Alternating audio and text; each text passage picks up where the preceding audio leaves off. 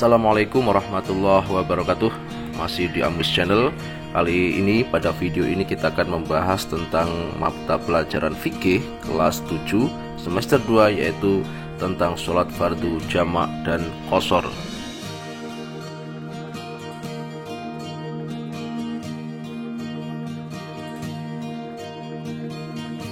Sholat jamak. 1. Pengertian jamak. Mari kita cermati. Menjamak sholat atau jam'us sholah adalah mengumpulkan pelaksanaan dua sholat fardu ke dalam salah satu dari dua waktu sholat tersebut. Jika pelaksanaan dua sholat di waktu sholat yang pertama, maka disebut dengan jamak takdim. Contohnya, melaksanakan sholat maghrib dan isya secara bersamaan di waktu sholat maghrib. Jika pelaksanaan sholat fardu di waktu sholat yang kedua, disebut dengan jamak takhir, seperti melaksanakan sholat duhur dan asar secara bersamaan di waktu sholat asar. Kedua, syarat diperbolehkannya sholat jamak. Kapan kita diperbolehkan menjamak sholat? Bepergian dengan syarat-syarat yang telah terpenuhi untuk mengqashar sholat. Jika syarat-syarat yang membolehkan sholat qashar terpenuhi, maka juga diperbolehkan menjamak sholat, baik jamak takdim maupun jamak takhir. Dalam kondisi hujan yang deras, turunnya salju, dan cuaca sangat dingin juga termasuk syarat diperbolehkannya menjamak dua sholat fardu. Tetapi hukum boleh hanya berlaku pada jamak takdim dan tidak diperbolehkan menjamak takhir. Selain itu, hukum boleh juga bagi umat Islam yang melaksanakan sholatnya di masjid secara berjamaah, tidak di rumahnya masing-masing. Pada saat melaksanakan haji di Arafah dan Musdalifah juga diperbolehkan menjamak.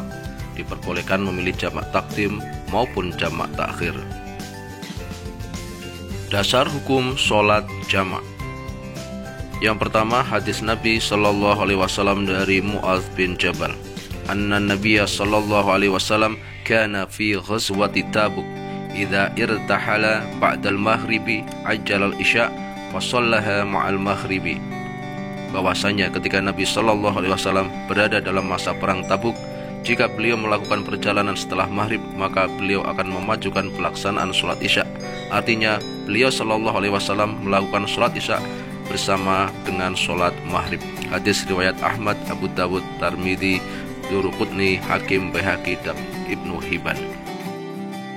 Yang kedua, dalam hadis Nabi Shallallahu Alaihi Wasallam dijelaskan, an Anas bin Malik radhiyallahu anhu qala kana Nabi Shallallahu Alaihi Wasallam idza irtahala qabla an tazigha syamsu akhkhara dhuhra ila waqtil asri thumma yajma'u bainahuma wa idza zaghat shalla dhuhra thumma rakiba. Anas mengatakan, jika Rasulullah melakukan perjalanan sebelum matahari condong ke barat, maka beliau mengakhirkan sholat duhur hingga waktu sholat asar.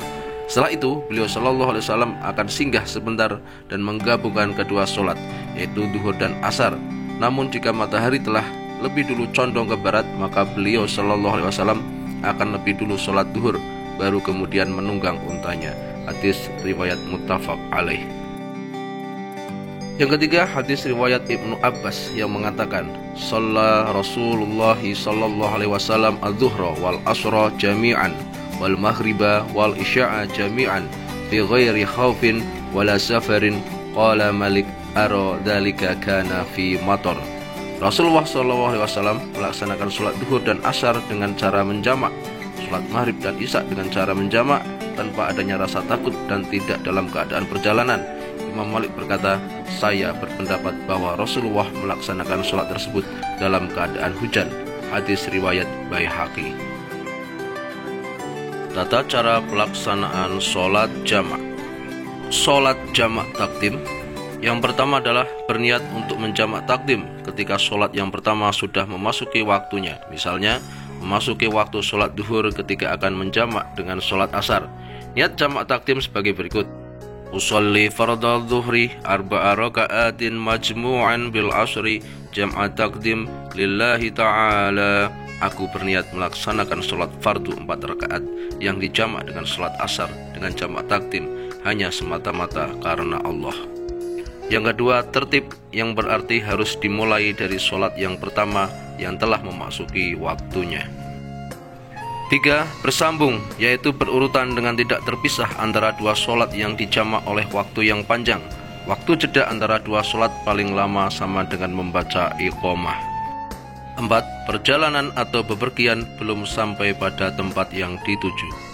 5. Pada saat melaksanakan sholat jamak, masih ada waktu yang cukup untuk menyelesaikan dua sholat. 6. Meyakini syarah, sah, dan rukun sholat. Sedangkan untuk jamak takhir, 1. Niat untuk mengakhirkan pelaksanaan sholat jamak sebelum waktu sholat pertama berakhir, meskipun ukuran waktu yang tersisa sepadan dengan 1 rakaat. Contoh jamak takhir sholat duhur dan asar. Niat jamak takhir sebagai berikut: usolli fardhu dhuhri 4 raka'atin majmu'an bil asri jam'a takhir lillahi ta'ala. Aku berniat melaksanakan sholat fardu duhur 4 rakaat yang dijamak dengan sholat asar dengan jamak takhir hanya semata-mata karena Allah. 2. Perjalanan masih berlangsung hingga memasuki sholat yang kedua. Catatan: niat menjamak baik dalam bentuk takdim maupun jamak takhir harus dilakukan pada sholat yang pertama. Kita tidak boleh berniat menjamak takhir sholat duhur dan asar di waktu pelaksanaan sholat asar.